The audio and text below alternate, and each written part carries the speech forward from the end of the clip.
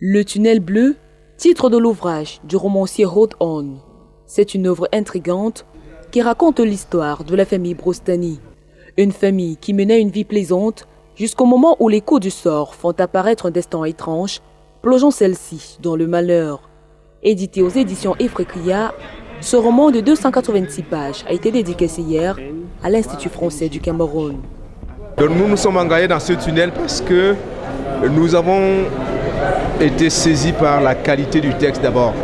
L'histoire est un mélange de fiction et de réalité, et sans doute plus de réalité que de fiction, qui trace de manière admirable la destinée humaine. Elle se déroule sans doute en Europe, mais également en Afrique et aux États-Unis, l'histoire. Et donc nous avons pensé que cette histoire, produite au Cameroun, éditée au Cameroun, pouvait être reçue par un lectorat qui a besoin de s'ouvrir finalement au monde. L'auteur, à travers son œuvre, répartie en un prologue, en 10 chapitres et en un épilogue, aborde plusieurs thèmes dont l'amour, la famille, le destin, la justice, l'existence humaine, entre autres. Inspiré d'une histoire vraie. Donc c'est un mélange de non-fiction et de réalité. Je ne n'étais pas en Afrique du Sud pour dire avec exactitude ce qui s'est passé.